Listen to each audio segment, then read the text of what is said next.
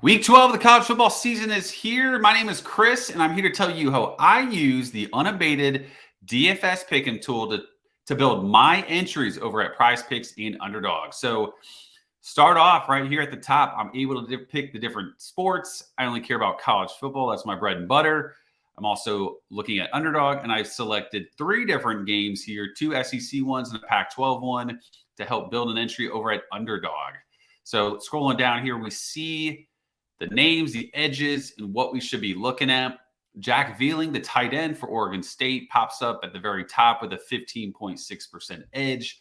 Look, he's had a really good season. His last 3 games, targets of 7, 7, and 3.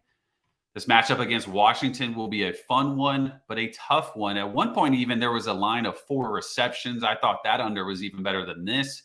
It's been since taken down. I think that probably speaks to that edge there. But ultimately, looking at the projections, he's looking at like an 8 yards per target. If he gets that full 7 somehow, that's 56 yards. So he has to get essentially those 7 targets to get to that over.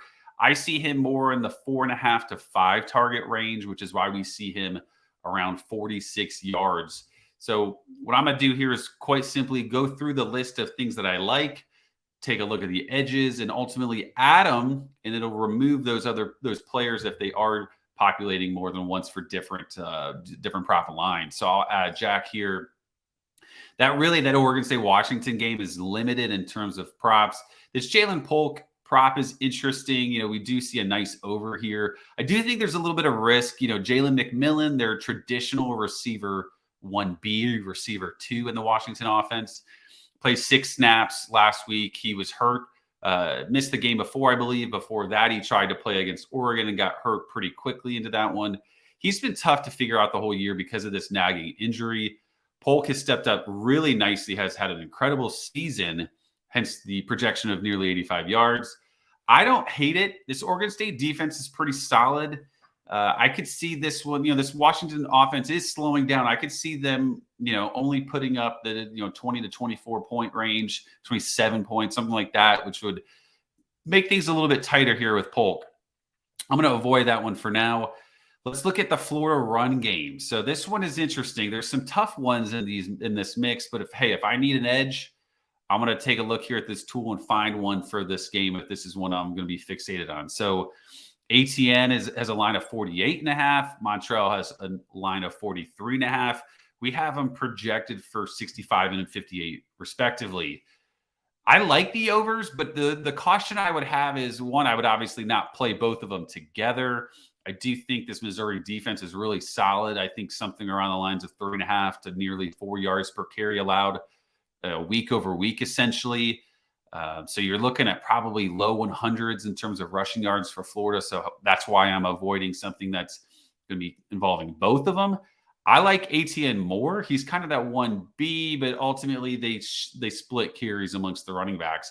I like ATN more. So do the projections here at 65 versus a 48.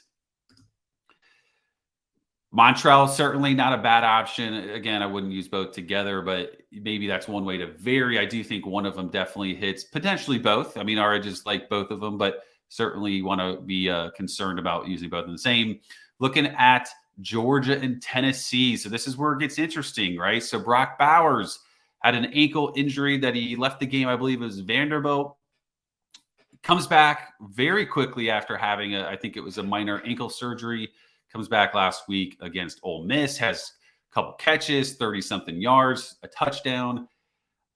The thing here is he played the most snaps of all targets, of all receivers and tight ends. So, against Tennessee on the road, 10-point favorites, they're going to be using him and using him often. If they want to win on the road, I do think they have to really put the ball in his hands.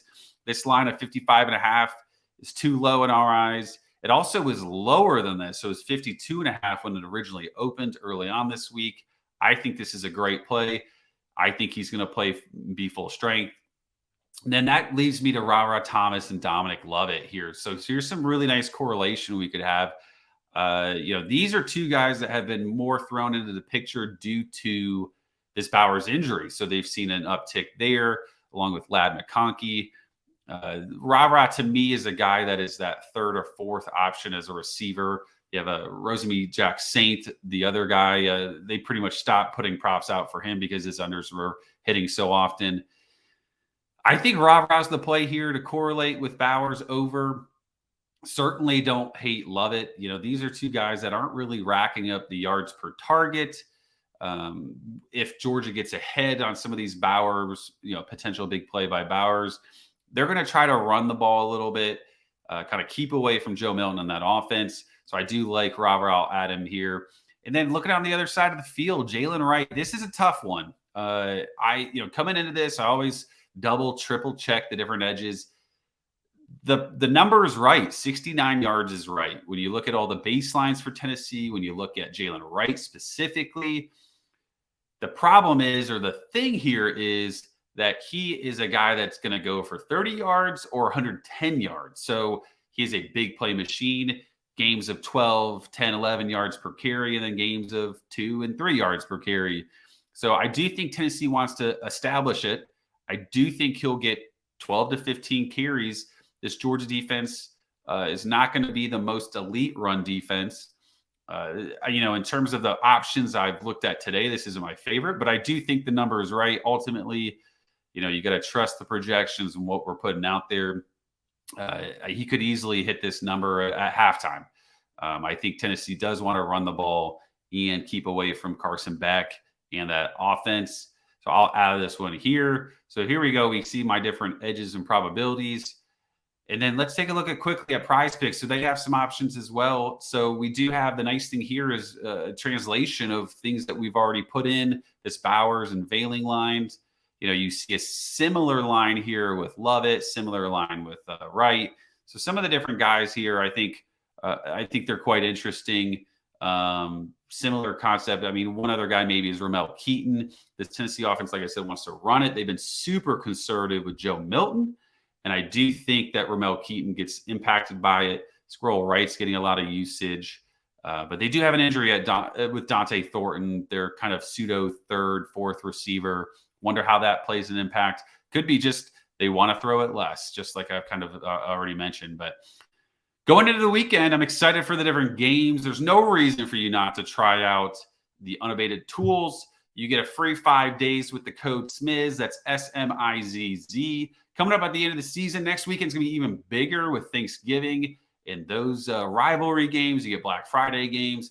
Be sure to check us out this weekend or next with this code. You won't regret it. Give it a try. You have nothing to lose. Hope you guys enjoy the games and check back with me next week.